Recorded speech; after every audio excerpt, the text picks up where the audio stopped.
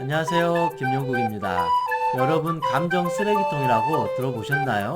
우리가 음식을 이렇게 먹고 나면 화장실에서 똥을 싸잖아요. 그런데 어떤 사람들은 이렇게 자기 먹고 싶은 음식 다 먹고 나서 그 똥을 아무 데나 싼다. 아니면 다른 사람의 집에 가서 다른 사람의 마음에다가 똥을 싸버린다 그러면 그 사람의 마음은 어떨까요? 우리가 음식물 쓰레기가 엄청나게 나오잖아요. 그것을 우리가 잘 분리수거를 매일 하잖아요. 그리고 종량제 봉투에 담아서 배출을 하잖아요. 그런데 그걸 하지 않고 이 음식물 쓰레기를 다른 사람의 집에다가 막 던진다고 생각해봐요. 그러면 저 사람의 집은 완전히 엉망진창 쓰레기가 되고 폐가가 될 수도 있습니다. 악취가 나는 거예요. 내 마음속에 이 악취를, 이 더러운 것을, 이 안 좋은 것을 스스로 정화하거나 해결하거나 분리수거하지 않고 가족이라는 이유로, 친구라는 이유로, 편안하다는 이유로, 만만하다는 이유로, 착하다는 이유로 내 안에 모든 배설물을 저 사람한테 쏟아내버리면 저 사람은 무슨 죄가 있길래 그 고통을 당해야 되는가? 이게 바로 감정 쓰레기통에 엄청난 고통이 된다라는 것입니다. 저는 태어나는 그 순간부터 알코올 중독자의 폭력적인 아버지, 우울증, 정신분열에 빠져버린 아버지를 보고 매일 살아왔어요. 아버지는 평상시에 멀쩡하시는데 술만 드시면 그때부터 돌아버려요. 그래서 10시, 11시, 12시, 1시, 새벽 3시, 4시에도 매일 자식들을 불러요. 그리고 와서 무릎을 꿇혀요. 그리고 1시간, 2시간 동안 뭐 하시는지 알아요? 계속 당신의 삶에 대해서 하소연하고 한탄해요. 네 할머니가 나를 어떻게 때렸고 나를 괴롭혔고 그래서 내가 얼마나 고통을 받았고 내가 너희들을 위해서 얼마나 고생을 하는데 너희들은 내 말을 듣지도 않고 그러면서 아니면 아버지가 직장 생활에서 짜증났던 거, 당했던 거, 그 울분을 저희들에게 다 쏟아내요. 1시간, 2시간 동안. 그러면 저는 무릎을 꿇고 아버지가 막 또 화내고 물건 던지고 욕하고 그러면 울면서 이렇게 훌쩍훌쩍거리고 있으면 또 훌쩍거린다고 해서 저한테 욕하고 또 화내고 물건 집어 던지고 아버지의 삶의 트라우마, 아버지의 직장의 스트레스, 아버지가 돈을 많이 못 벌어서 밖에서 무시당했던 그 온갖 그 쓰레기들을 자식들 앞에서 매일매일 이렇게 쏟아내는 그땐 그게 뭔지 몰랐는데 이제 와서 보니까 저는 엄청나게 아버지의 감정 쓰레기통 역할을 했다라는 것입니다. 그럴 때 제 마음이 어떻게 됐을까요? 이 어린아이가 감당할 수 없는 그 어른들의 더군다나 정신적으로 불안한 아버지의 온갖 슬픔, 분노, 적개심, 우울, 두려움, 공포, 그 온갖 그 부정적인 감정을 제가 다 가슴속에 받아야 됐다라는 것이죠. 그런데 어린 나는 이거를 분리하거나 그러면 쏟아낼 대상이 있어야 되잖아요. 근데 쏟아낼 대상이 어디가 있어요? 막내라는 이유로 누구한테 할 수가 없는 거예요. 그리고 엄마한테라도 쏟아내고 엄마한테 기대야 되는데 자식인 내가 이렇게까지 당할 정도면 엄마는 나보다 10배 이상의 고통을 당하고 있어요. 엄마도 울고 있어요. 엄마도 맞고 있어요. 엄마도 도망가고 있어요. 그러니까 저는 형 누나한테도 의지할 수가 없고 엄마한테도 의지할 수 없고 그대로 이 감정의 쓰레기를 계속 가진 채 잠을 자요. 그러면 이 감정의 이 무의식이 점점 고통을 받으니까 꿈속에 악몽이 되고 그렇게 살아가게 된다라는 거죠. 즉 제가 아버지의 감정 쓰레기를 받으면서 내 마음이 우울증, 불안증, 강박증, 공황장애, 충동에 이르기까지 온갖 마음의 병이 다 들어와 버렸다. 그렇잖아요. 이 사람의 쓰레기가 나한테 들어와 버리면 나한테 쓰레기가 돼 버려요. 이 사람의 고통을 자기가 감당하지 못하고 고통의 화살을 나한테 쐈어요. 그러면 내 심장이 이제부터 병이 들고 고통이 된다는 거죠. 이게 암이 되어 버린다라는 것이죠. 그래서 제가 어릴 때부터 이런 감정 쓰레기통 역할을 하면서 마음이 병들어 버렸다. 그런데 더 불쌍한 사람이 있어요. 바로 아버지도 자식한테 감정 쓰레기통 역할을 하고 어머니마저 이 사람한테 감정 쓰레기통 역할을 해요. 어머니는 이 자식아, 네 아버지 때문에 내가 힘들어 죽겠는데 너까지 말 안 들으니까 속상해 죽겠다면서 막 얘를 때리고 화내고, 어머니가 아버지한테 당한 그 울분이 있으면 자식들한테 다 쏟아내버리는 거예요. 그러면 이 사람은 엄마한테도 욕먹고 아빠한테도 욕먹고, 또 심지어는 형제들이 또 이 막내를 괴롭히거나 형제 자매가 감정 쓰레기통 역할 또 해버리면 이 사람은 정말로 극단적인 선택에 이를 정도까지 정신이 붕괴된다. 아니면 정신분열이 이때 일어날 수가 있다라는 것입니다. 이처럼 자기는 폭력을 쓰지 않았다. 저 사람을 때리지 않았다. 성폭행을 하지 않았다. 그렇지만 정신적으로 성추행도 할 수 있고 정신적으로 이 사람을 죽음 이상에 이르기까지 고통을 줄 수 있다. 그래서 이 감정 쓰레기통에 이 가해자는 엄청난 폭력을 사용하는 것이고, 이 피해자는 폭력 이상의 더 고통을 받으면서 몸과 마음이 피폐해질 수밖에 없다. 물론 어린 시절 이걸로 끝나면 상관이 없어요. 내가 부모를 선택할 수 없으니까 그래 이제라도 내가 행복하게 잘 살아야 되겠다 이러면 해피엔딩인데, 절대 그렇게 되지 않아요. 왜냐하면 이 부모와의 관계, 형제와의 관계는 인간관계의 시작이에요. 사회생활의 시작이에요. 사람을 어떻게 대하는 것을 여기에서부터 배워요. 그럼 잘 보세요. 저는 아버지가 화를 내고 욕하고 이렇게 계속 참았어요. 그런 저는 여기에서 이제 인간관계를 배운 거예요. 아버지의 두려움 때문에 사람에 대한 두려움이 생긴 거예요. 학교 선생님, 어른들이 무서운 거예요. 그래서 이 느낌을 그대로 갖고 이제 학교로 가게 되는 거예요. 문제는 이제 학교를 가더라도 여자친구, 남자친구를 만나더라도 나는 여전히 감정 쓰레기통 역할을 하게 된다라는 거죠. 왜 그럴까요? 바로 나는 이미 세뇌당했어요. 최면 걸렸어요. 부모로부터 감정 쓰레기통이라는 길들여짐을 당해버린 거예요. 그래서 친구들을 만날 때도 나도 모르게 감정 쓰레기통처럼 계속 듣고 있는 거예요. 왜냐하면 남의 고민을, 하소연을, 잔소리 듣는 게 당연한 거예요. 남들이 막 화내고 짜증내도 야 듣기 싫어, 야 그런 소리 하지마, 재미없어, 이렇게 멈출 수 있을까요? 못 멈춰요.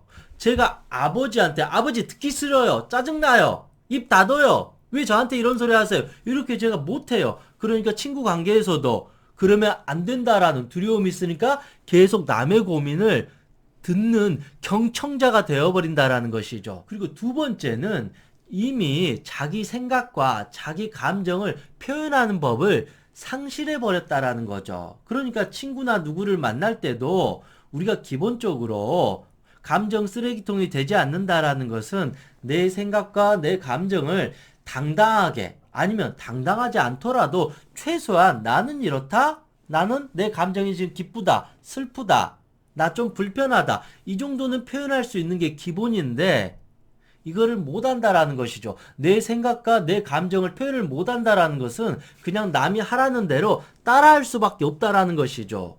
그러니까 여전히 나는 감정 쓰레기통이 또 되어져 간다. 그리고 세 번째는 어릴 적에 감정 쓰레기통이 되었다라는 것은 부모나 친구로부터 사랑을, 인정을, 존중을 못 받았다는 소리예요. 그만큼 다른 사람한테 사랑, 존중, 인정받고 싶은 이 욕망이, 이 배고픔이 엄청나게 많아요. 그래서 슬프게도 남들이 갖다 버린 이 피자 조각, 남들이 갖다 버린 음식물, 쓰레기조차도 나는 배가 고프니까 먹어야 될까요? 안 먹어야 될까요? 그조차도 나는 감사한 마음으로 먹어야 되는 거예요. 이게 왜 슬프냐면 남들이 나한테 비난하고 욕하고 내 흉보고 나를 감정 쓰레기통 역할을 해요. 1시간, 2시간 동안 남편 욕을 해요. 친구 욕을 해요. 그래도 나는 그 2시간 동안 친구의 고민을 듣고 하소연을 듣는 게 좋아요. 왜냐하면 아무도 나를 사랑해 주지 않고 불러주지 않으니까 차라리 저렇게 전화라도 하고 그러면서 자기 고민 털어놓고 하는 게 나를 그래도 존중해 주겠거니, 그리고 내가 이런 역할을 하는 것조차도 이 사람은 다행이다라는 생각을 가질 수 있다라는 것이죠. 그만큼 내가 사랑받고 싶고 인정받고 싶기 때문에 저 사람이 고민을 하소연을 1시간, 2시간 전화 통화를 하고 나를 함부로 막대해도 내가 이 정도라도 쓸모가 있다라는 생각에 끊임없이 저 사람의 감정 쓰레기통 역할을 하는 것을 자처하게 된다. 이 세 가지 이유로 이 사람은 어릴 때도 감정 쓰레기통이 되고 학교에서도 감정 쓰레기통이 되고 남자친구 여자친구를 만날 때도 감정 쓰레기통이 되고 심지어는 결혼 후에도 감정 쓰레기통이 될 수도 있다. 이게 너무나도 슬픈 이야기라고 말할 수 있겠습니다. 그런데 문제는 뭐냐면요. 내가 계속 누군가의 감정 쓰레기통 역할을 하게 되면 결국 내가 병이 들어요. 남들이 갖다 버린 그 음식물 쓰레기를 내가 계속 먹는다고 생각해봐요. 내 방 안에다가 수많은 사람들이 다 쓰레기를 다 버린다고 생각해봐요. 그러면 내 방에서 나는 살 수가 없어요. 나는 내 방에서 쫓겨나요. 숨을 쉴 수가 없어요. 이게 정상적인 삶이 될 수가 없는 거예요. 이걸 어찌 보면 몸과 마음의 병이라고 하는 거예요. 그래서 나는 너무나도 이제 괴로우니까 어떻게 할까요? 내 모든 문을 다 닫아버려야 돼요. 창문도 다 닫아버려야 돼. 왜냐하면 조금이라도 마음의 문을 열면 이 나쁜 인간들이 창문을 통해서 문을 통해서 함부로 쓰레기를 음식물 쓰레기를 다 갖다 버릴 테니까 내 집으로 와서 똥과 오줌을 싸고 도망가는 것과 똑같아요. 그러니까 이게 너무 괴로우니까 어떻게 할까요? 모든 문을 닫아버려요. 그걸 폐쇄시키는 거예요. 이제 마음의 문을 닫는 거예요. 인간관계를 끊어버리는 거예요. 은둔형 외톨이가 되는 거예요. 두 번 다시 어느 누구도 이제 내 마음으로 들어오지 마. 나 상처받았어. 나 힘들어. 죽을 것 같아. 그렇게 이 세상과 단절해버리는 거죠. 그리고 더 나아가서는 극단적인 선택까지 해버리는 거죠. 도저히 이 세상이 나를 감정 쓰레기처럼 여기고 나에게 고통을 주니까 차라리 내가 사라지는 게 행복하다. 이게 어떤 극단적인 선택이고, 또 하나의 부작용은 무엇이냐면 이제 내가 피해자에서 너무 억울하잖아요. 이제 가해자가 되는 거예요. 왜냐하면 너무 많은 내 방 안에 이제 똥과 이 쓰레기와 이 배설물들이 온통 있잖아요. 그래서 이제는 이 온통 이 배설물을 이제 다른 사람한테 똑같이 내가 받은 만큼 되돌려 주는 거죠. 이제 아버지를 욕하고 아버지에게 폭력을 쓰는 거예요. 이제 어머니를 3시간, 4시간씩 붙잡아서 엄청나게 힘든 자기 감정에 쓰레기를 다 쏟아내는 거예요. 이제 친구들을 부여잡고 친구들한테 야, 내 말 좀 들어봐. 1시간, 2시간 이제 친구를 괴롭히는 거예요. 물론 이것까지는 그나마 괜찮다고 할 수 있겠지만 더 나아가서는 이제는 범죄자가 되어버리는 거죠. 어찌 보면 이 묻지마 폭행하고 이런 사람들도 본래 그 사람의 성격이 뭐 나쁘거나 악한 구석도 있겠지만 그 사람의 심리를 쭉 가다 보면 그 사람도 평범한 사람이었는데 어느 순간 이 감정이 자꾸 쌓인 거예요. 이 분노가. 그래서 이거를 누군가한테 풀어야 돼요. 안 그러면 내 방이 썩어버리고 똥으로 가득 차니까 그래서 이걸 어찌됐든 풀고 해소해야 되는 거예요. 그럴 때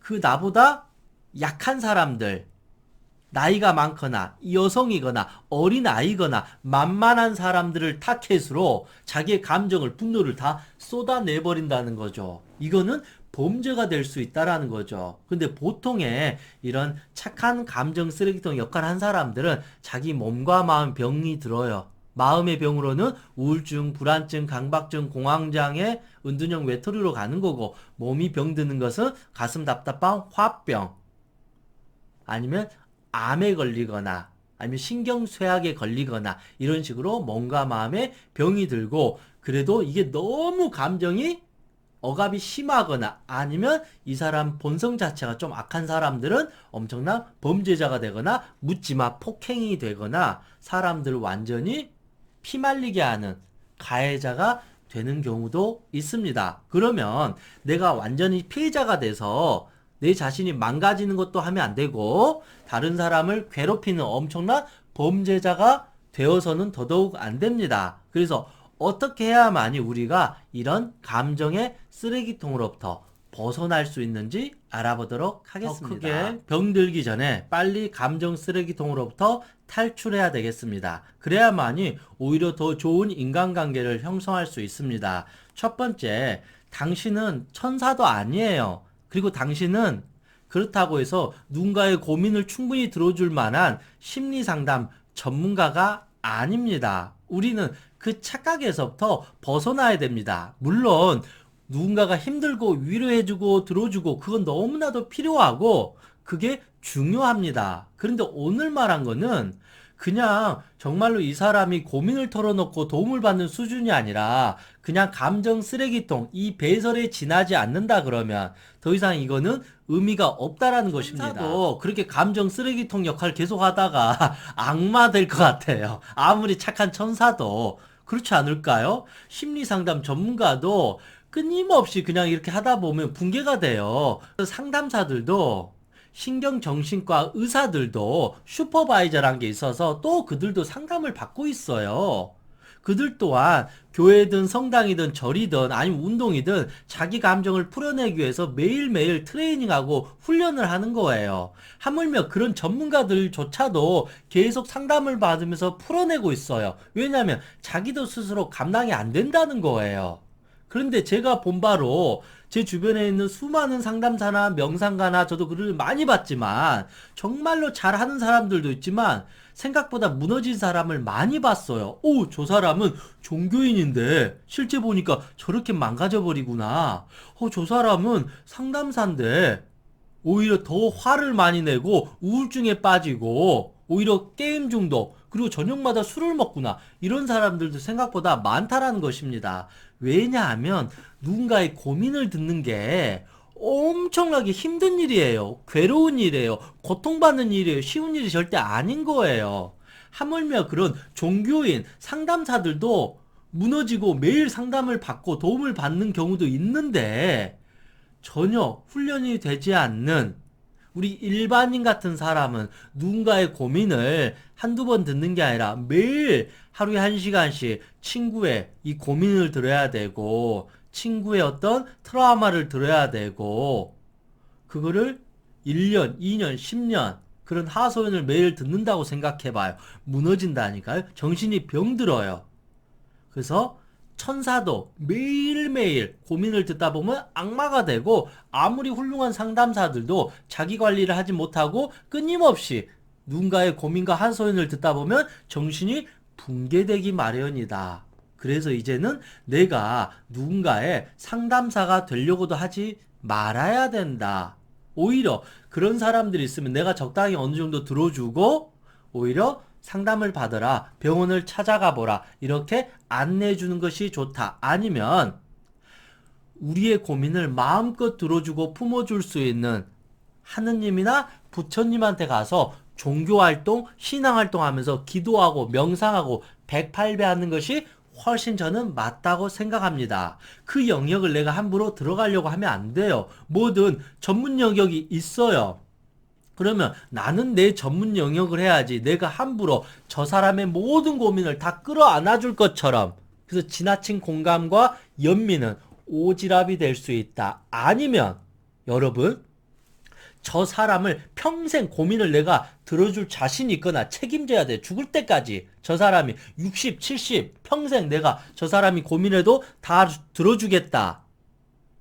이 정도의 마음이 있지 않는다 그러면 여기서 멈추는 게 나에게도 도움이 되고 저 사람에게도 도움이 되는 것입니다. 그렇잖아요. 내가 시도 때도 없이 저 사람의 감정 쓰레기통 역할을 해줘버리면 저 사람은 힘들 때마다 나한테 전화하고 카톡하고 나 힘들다 뭐하다 1시간 2시간 동안 마치 엄마한테 하소연하는 것처럼 다 받아줘버리면 나는 나대로 힘들고 이 사람은 너무 쉽게 나에게 의지하고 의존하잖아요. 그러면 이 사람은 자립을 못해요.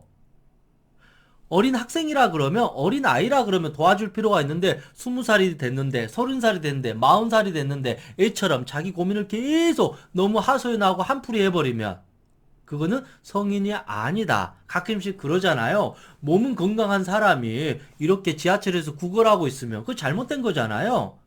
아니 60, 70 할머니들도 할아버지도 폐지 죽고 비 온 날에 비 맞아가면서 빵 드셔가면서 이 엄청난 폐지를 주워가면서 하루에 3,000원, 5,000원 벌고 있어요. 그런데 몸이 멀쩡한 애가 남한테 매일 돈 빌리려고 하고 그렇게 구걸하고 있으면, 그러면 그 사람한테 10,000원 돈을 준 사람은 좋은 일일까요? 나쁜 일일까요? 저 젊은 거지를 망치는 것과 같아요. 오히려 몸이 병든데도 정말로 힘들게 열심히 일한 사람, 그런 사람들을 우리가 도와줘야 된다. 그래서 한편으로 보면 내가 감정 쓰레기통 역할을 하는 것은 기본적으로 나를 망하게 하는 거고, 두 번째는 자칫하면 저 사람도 망하게 한다. 그리고 내가 자신 있으면 죽을 때까지 저 사람의 감정 쓰레기통 역할을 해줘야 돼요. 저 사람 나에게 길들여졌고 이미 나에게 의존하고 있기 때문에. 그러다가 내가 나중에 어느 순간 나 도저히 못하겠다고 냉장에 끊어버릴 때 저 사람은 엄청나게 나에게 분노를 내게 될 것입니다. 그래서 그럴 자신이 없으면 여기서 멈추는 게 맞습니다. 내가 인간관계에서 어느 정도 타인의 고민도 들어주고 공감도 해주고 당연히 그런 건 중요하겠지만, 어느 순간 내가 불편해지고 짜증이 나고 저 사람의 전화나 카톡이 너무나도 나에게 고통이 된다라고 느껴지는 순간이 오면, 아, 이제 내가 내 용량이 꽉 찼구나, 더 이상 내가 받아낼 수가 없구나 라는 것을 빨리 인지하고 내 마음속에 있는 쓰레기통을 빨리 분리수거하고 빨리 해소하고 배출하는 시간을 해야 되는 거지. 내가 꽉 찼는데 꽉 찬 상태에서 저 사람의 것을 받다가는 내가 이미 폭발해 버릴 수도 있다. 그래서 이런 시점이 된다면 멈추는 게 가장 지혜로운 방법입니다. 두 번째는 솔직하게 표현해야 됩니다.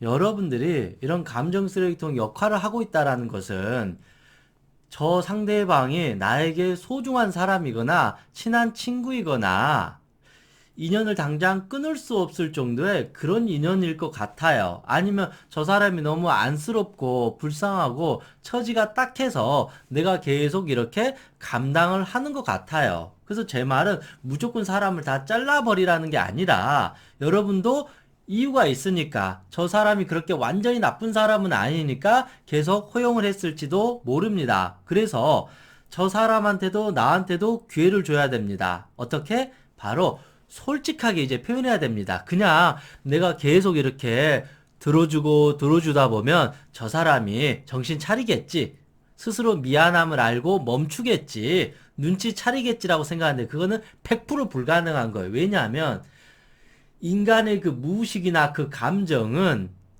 기본적으로 이기적이에요. 자기가 힘드니까. 우리가 그렇잖아요. 다른 사람이 팔이 하나 딱 잘린 것과 내 손끝에 바늘, 가시 들어간 것과 그 고통을 봤을 때 말은 저 사람이 고통스러울 거라 말하지만 아니에요. 절대 내 이 손가락의 통증이 100배 더 힘들고 괴로워요. 이처럼 자기의 감정을 쏟아낸 사람은 타인의 감정을 이해할 수가 없어요. 아, 저 사람이 저렇게 힘들게 고민을 들어주고 나를 이해해주고 공감해줘서 고맙다, 내가 이제 멈춰야 되겠다, 그 생각조차를 못 알아듣는 거예요. 그래서 내가 생각한 것과 완전히 저 사람은 다르게 생각하니까 시간이 흘러간다고 해서 정리가 되는 게 아니기 때문에 내가 이제는 적극적으로 스탑이라고 외쳐야 돼요. 그래서 이 사람한테 나 사실은 너가 너무 힘들어서 들어주고 너가 아무 때나 카톡 보내도 그렇게 즐거운 마음으로 반응하고 그랬는데 조금 어느 순간이 되니까 너무 이제 나도 괴롭고 힘들고 너의 우울한 감정을 다 받아주다 보니까 요즘에 나도 우울증에 걸려서 병원 가서 약 타먹고 있다.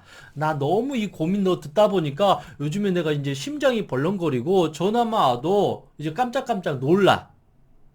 그래서 조금 이제 전화는 이제 좀 자제해 줬으면 좋겠어. 아니면 카톡은 막 새벽에 이제 보내는 게 아니라 이제 깨어 있을 때 그때 좀 보냈으면 좋겠어. 카톡을 한 번에 막 여러 번 하지 말고 그냥 한 번 정도, 두 번 정도만 이렇게 했으면 좋을 것 같아. 이런 식으로 너도 이제 좀 나를 좀 배려해 줬으면 좋겠다, 이렇게 솔직하게 표현하는 게 좋아요. 그러면 보통 건강하고 이성적인 사람이라면 정신을 차려요. 머리에 이제 망치를 맞은 것처럼 너가 그렇게 생각했구나. 나는 너가 그냥 아무 때나 받아주니까 괜찮은 줄 내가 착각해서 미안해. 나도 너가 좀 힘들 거라고 알았는데 이 정도로 힘들 줄은 몰랐어. 미안해. 내가 사과할게. 앞으로 조심할게. 이렇게 풀어질 수도 있다라는 것이죠. 그런데 이렇게 했는데도 말은 미안해 앞으로 안 할게 하고 다음날 또 하고, 마치 나 오늘부터 술 끊을 거야 하고 다음날 또 술 먹고, 내가 미친놈인가 봐 다음날 나 또 술 끊을 거야 하면서 또 술 먹고, 이런 사람이 있는 것처럼 아예 내가 불편하다라고 말을 했는데도 뭐가 그렇게 불편해? 넌 친구한테 그럴 수 있어? 내가 얼마나 힘들면 너한테 그러겠어? 너 너무한 거 아니냐? 오히려 적반하장식으로 나를 공격할 수가 있어요. 친구가 그것도 못 해줘? 내가 너한테 뭐 그런 거 가지고 나도 너 힘들면 도와줄 건데 너 너무한 거 아니야? 이런 식으로 오히려 나를 모함하고 공격하면, 물론 그 사람이 너무 마음 힘들고 병들어서 그럴 수 있겠지만 이런 사람과는 더 이상 이제 대화가 안 된다. 여기서 끝내야 되는 게 맞다. 그래서 이 사람이 미안해 앞으로 내가 조심해야 할게 하면 충분히 또 대화할 수가 있다. 근데 좀 슬픈 건 뭐냐면 슬픈 현실이라고 제가 표현을 할게요. 생각보다 오랜 시간 이렇게 막 남 욕하고 하소연하고 다른 사람의 감정은 배려하지 않고 자기 감정만 쏟아낸 사람들은 미안해 했는데도 자기의 무의식이 이미 길들여져 버렸어요. 고목나무는 절대 꺾이지 않아요. 그래서 이미 이 무의식이 그대로 고정이 되어 버려서 말은 내가 잘못했다 하지만 하루 이틀, 일주일 있다 또 전화하고 또 하소연하고 또 부정적인 이야기하고 또 남 욕하고 남 비난하고 또 나 괴롭히고, 이게 무의식적으로 습관이 되어 있기 때문에 그렇게 쉽지는 않다. 그런데 그래도 보통 건강한 정신을 가진 사람이라면 내가 이렇게 말해줬을 때 그걸 알아듣는다. 그 정도의 사람과 우리는 인간관계를 하는 것이지, 그조차도 이해하지 못한 사람은 내가 어떻게 도와줄 수가 없다. 오히려 혼자 외로운 시간을 견디면서 내가 친구나 가족들에게 너무나도 많은 죄를 지었구나 스스로 참회하고 회개하는 그 외로움의 시간을 갖는 게 오히려 더 도움이 될 수도 있다. 세 번째, 나도 똑같이 감정을 배출하라. 뭐 그렇다고 해서 뭐 이 사람을 뭐 공격하고 욕하고 때리고 그러라고 하는 게 아니라, 최소한 이 사람이 정신을 차릴 수 있도록 당신이 했던 이 모든 행위가 얼마나 다른 사람한테 고통을 주는지 뭐 너도 한번 당해봐라. 또 그런 표현 좀 과하지만 너도 이게 어떤 느낌인지 직접 한번 경험해봐라. 너는 너무 그거를 쉽게 함부로 다른 사람한테 고통을 줬는데 너가 한번 가슴으로 느껴봤을 때 그게 어떤 건지 경험을 시켜주는 것도 필요하다라는 거죠. 그러면 그럴 수 있잖아요. 예전에 이 사람이 1시간 동안 자기 말만 했잖아요. 그러면 이제 내가 중간에 말을 끊으면서 내 고민을 말해버리는 거죠. 내가 직장 생활에 누구 상사가 있었는데 내가 얼마나 힘들었고 이 상사는 사이코패스인가 봐. 그것 때문에 내가 미칠 것 같아. 너는 어떻게 생각해? 요럴 때 어떻게 하면서 내 고민 막 털어놓으면서 오히려 내 하소연을 막 해버리세요. 이 사람이 시도 때도 없이 카톡을 보내면 나도 생각날 때마다 카톡을 한 번씩 보내주는 거예요. 새벽 2시에 이 사람이 자꾸 전화를 하고 내가 일하는 시간에 전화를 계속하면 나도 이 사람이 일하는 시간에 한 번씩 전화를 해버린다라는 거죠. 물론 이게 꼭 좋은 방법은 아닌데 극약 처방이에요. 안 그러면 내가 계속 고통을 받고 이 사람은 아무리 말해도 도통 듣지를 못하니까, 이해하지 못하니까 극약 처방으로 똑같이 되돌려주는 것도 최후의 방법이 될 수 있다. 그러면 사람이라면 그게 얼마나 불편하고 힘들다는 걸 알 수 있잖아요. 그러면 이 사람이 나에게 말할 거예요. 야, 너는 왜 네 고민만 이야기하냐? 야, 너는 내가 일하고 있는데 계속 전화를 하냐? 눈치 없이. 야, 너 카톡 좀 그만 보내. 자꾸 사람들이 이상하게 보고 의심하잖아. 나 지금 얘랑 지금 뭐 하고 있는데 너 계속 카톡 보내니까 집중이 안 되잖아. 너는 왜 이렇게 내 사생활을 침해하니? 이렇게 그 친구가 나한테 화를 낼 수 있어요. 그럼 나는 할 말 있잖아요. 봐, 네가 그동안 그렇게 한 거야. 너는 너가 이렇게 했다는 거 그동안 몰랐지? 봐, 경험해보니까 기분이 나빠 안 나빠? 나도 그동안 난 몇 년 동안 네가 이렇게 한 거 시달렸어. 근데 내가 너한테 그거 힘들다, 그만해라, 나의 사생활을 좀 보호해주라, 하루에 전화 그렇게 여러 번 하지 마라, 이렇게 말해줬는데 너는 여전히 친구끼리 왜 그래? 내가 너한테 뭐 나쁜 짓 했어? 그러면서 함부로 그동안 계속 했잖아. 그래서 너가 도저히 그거를 이해를 못해서 내가 똑같이 이렇게 어떤 건지 너한테 알려주고 싶었다. 그렇게 내가 할 말이 있다는 거죠. 그렇게까지 했는데도 이해 안 되면 더 이상 이제 또 의미가 없다라는 것이죠. 네 번째는 누구나 알고 있는 극단적인 방법이 할 수 없어요. 결국 뻔하잖아요. 뭘까요? 손절하는 거예요. 차단하는 거예요. 할 수 없는 거예요. 나는 이렇게까지 배려하고 기다리고 그만 좀 했으면 좋겠다. 부탁도 하고 애원도 하고 좀 화도 내면서 똑같이 되돌려주면서 너도 한번 느껴봐라고 이렇게까지 할 만큼은 했어요. 인간으로서 내가 할 수 있는 영역을 다 한 거예요. 그러면 내가 신이 아닌 이상 저 사람을 통제하거나 저 사람을 반성시키거나 깨닫게 할 수가 없어요. 그러면 이제는 인연을 정리하는 수밖에 없다. 이제는 손절해야 된다라는 것입니다.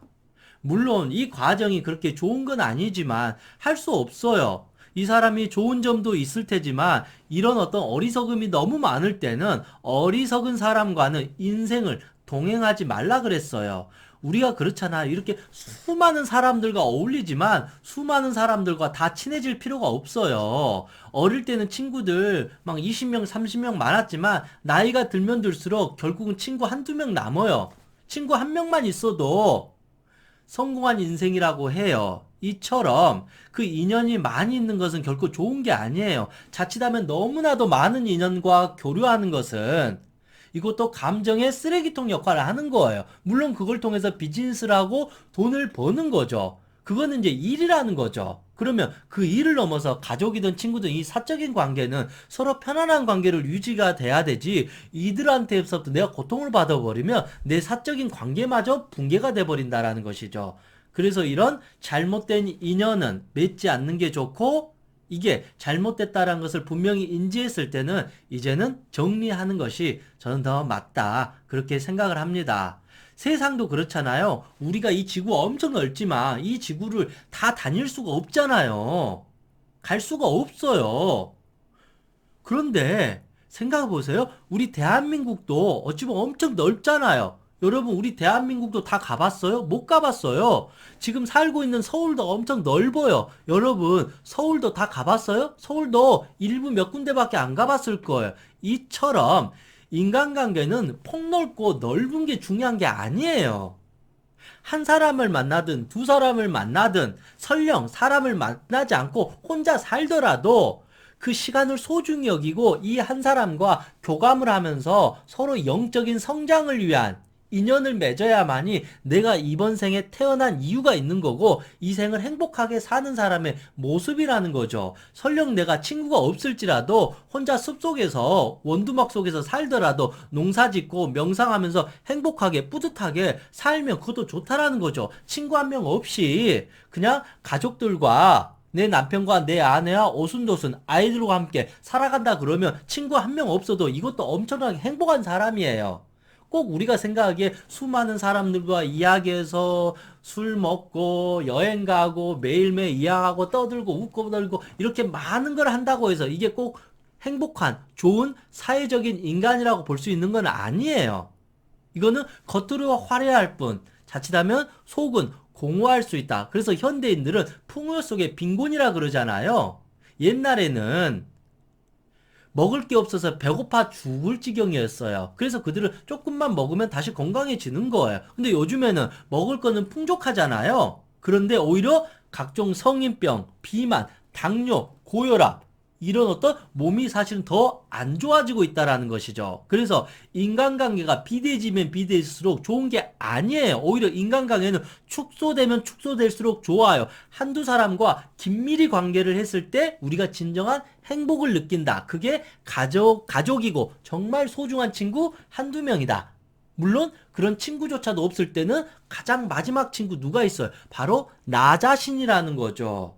바로 내 자신과 진정한 친구가 되어버리면 우린 더 이상 외롭지가 않기 때문에 다른 사람한테 사랑받으려고 인정받으려고 할 필요도 없다. 그러면 다른 사람들도 나에게 그렇게 감정 쓰레기통처럼 함부로 대하지 않아요. 그들의 잘못도 있지만 나의 공허한 마음, 외로운 마음이 자꾸 그들을 길들였고 그들이 그렇게 수많은 감정을 쏟아내는 거를 내가 제지하지 못하고 거절하지 못한 나의 잘못도 있다. 이제라도 그걸 알았으면 어느 정도 인간관계에 비대해진 인간관계를 정리해야 된다. 저는 그렇게 마지막으로 생각합니다. 내 감정과 친해지기입니다. 우리의 감정은 우리의 집과 같아요. 그런데 그동안 많은 사람들이 문을 열고 들어와서 내 냉장고에 있는 음식을 마음껏 자기 마음대로 먹고 똥을 싸고 오줌을 싸고 음식물 쓰레기를 다 던지고 가버렸어요. 그럼 그들은 너무나도 가볍고 편해요. 그러면 나는 그를 매일 쓸고 닦고 이 악취 속에서 고통을 받아야 돼요. 내 집은, 내 집이라는 이 감정은 이미 오염됐고 더러워진 거예요. 그렇게 계속 하면 내 집은 결국은 이제 폐가가 돼요. 그럼 나는 집에서 쫓겨나면서 이제 불황자가 되는 거예요. 여기저기 떠돌아다니는 거예요. 이게 정신적인 어떤 공황 상태가 된다라는 것입니다. 그래서 심지어는 더 이상 살고 싶은 마음이 없는 이런 버려진 듯한 이런 느낌 속에 산다라는 거죠. 그만큼 우리의 감정은 너무 소중한데 다른 사람이 함부로 침입해가지고 내 집을 다 망가뜨려 버리는 것을 허용하면 안 된다. 그럼 어떻게 해야 될까요? 이제 그 활짝 열린 문을 닫아야 돼요. 그리고 좋은 번호키를 설치해야 돼요. 번호키를 설치하면 이제 아무도 들어올 수 없어요. 내가 허용해준 좋은 사람들만 이제 들어올 수 있다. 그러면 이제 내 방은, 감정은 이제 더 이상 훼손되지 않는다.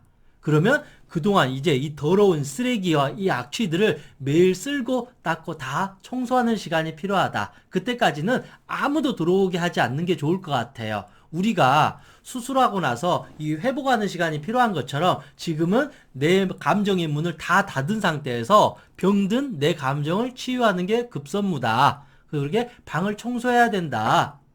그래서 그동안 어지러진 내 방을 깨끗하게 쓸고 닦고 청소하고 밀린 어떤 설거지 더미들 다 설거지하고 정리하고 안 쓰는 가구들 다 버리고 입지 않는 옷 다 정리해버리고 옛날에 어떤 생각하면 기분이 나쁜 옷들 다 없애버리는 거죠. 그래서 방을 깨끗하게 환하게 만들어주면 그러면 우리는 이 방에서 편안하게 잠잘 수 있어요. 그러면 또 그리고 새벽에 누가 문 열고 자기 마음대로 못 들어오니까 안심이 돼요. 그리고 내가 필요한 사람만 비밀번호 키를 누르고 들어오는 거예요. 아니면 내가 이 사람이 똑똑했을 때 들어와 하면 그때 들어오니까 나는 항상 이제 안정이 될 수 있다. 이게 바로 감정 컨트롤과 같다라는 것입니다.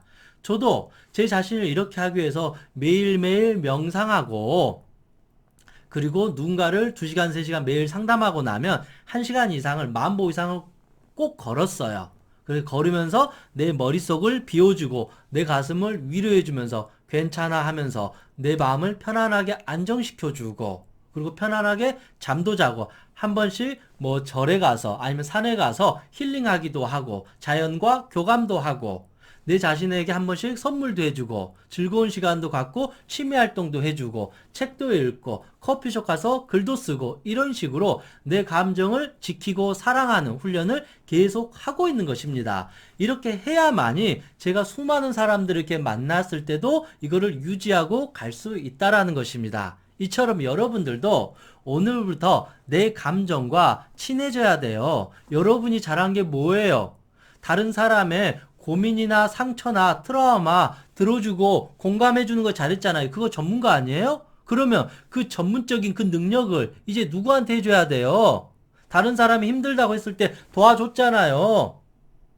그것처럼 이제 내 감정이 힘들면 내 감정을 위로해주고 치유해주고 공감해주고 경청해주고 내 편이 되어주고 항상 호흡해주고 선물해주고 괜찮아 괜찮아 잘 될 거라고 긍정적인 희망의 메시지를 전달해주고 너는 최선을 다했으니까 괜찮아 좀 못해도 괜찮아 앞으로 좋은 일이 있을 거야 내가 외롭지 않게 항상 24시간 너의 소리를 경청해주고 너가 아프다 그러면 내가 치료해주고 위로해주고 공감해주고 좋은 음식 먹여주고 좋은 옷 입혀주고 항상 내가 너의 편이 되어줄게. 그동안 내가 다른 사람의 감정 쓰레기통 역할 했던 것들을 이제 내 자신한테 함으로써 이제 내 감정이라는 내 집이 깨끗해지고 건강해져요. 그러면 내 집은 이제 지진이 일어나지 않아요. 아무리 태풍이 불고 바람이 불고 난리를 쳐도 내 집은 끄떡이 없어요. 내 집은 어떤 순간에라도 항상 튼튼하게 자리 잡고 있어요. 그러면 나는 내 집에서 언제라도 편안하게 놀고 먹고 잘 수 있어요. 그러면 밖에서 열심히 일하고 편안한 집으로 와서 편안하게 살 수 있다. 그게 바로 우리의 감정이라는 집이라는 것입니다. 그래서 내 집이 충분히 튼튼해지고 안정이 받았을 때 필요한 사람들에게 비밀번호를 알려줘서 이 사람이 들어올 수 있도록 해주거나 그들이 똑똑똑 이렇게 도와주세요 하면 그때 내가 충분히 와서 따뜻한 음식을 대접해 주는 것처럼 한 번씩 소중한 사람들이 힘들 때 기분 좋게 그리고 공감해주고 들어주고 힘들겠구나 이렇게 조언도 해주고 그런 관계를 유지할 수 있다라는 것입니다. 그래서 일방적으로 감정 쓰레기통 역할을 하는 것은 나도 잘못된 거고 이 사람도 잘못된 거다. 일단 내가 건강해지고 나서 좀 내 감정이 좀 여유가 있으면 내 방이 깨끗하고 내 감정이 활짝 열려 있으면 친구나 가족이나 누군가의 고민을 좀 들어줄 수도 있다. 그러고 나서 또 나는 깨끗하게 청소하고 또 누군가의 고민을 들어주고 아니면 내가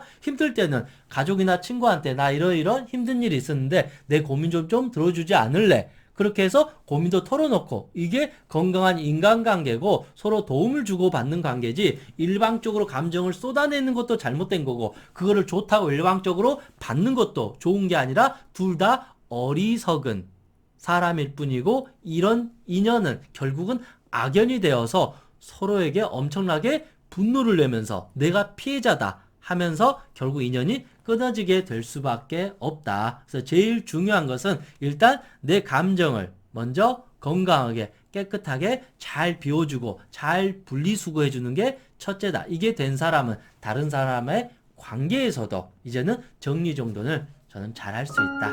그렇게 생각합니다. 내가 그동안 감정 쓰레기통 역할을 한 게 뭐 나쁜 거다 잘못한 건 아니에요. 그걸 통해서 누군가가 위로도 받고 도움도 받고 많이 뭐 희망을 얻을 수도 있었겠지만 결코 그게 정답은 아니기 때문에 이제는 멈추고 건강한 관계를 재정립하는 것이 저는 더 바람직하다. 그렇게 생각합니다. 이상 행복체면사 청명이었습니다. 수고하셨습니다.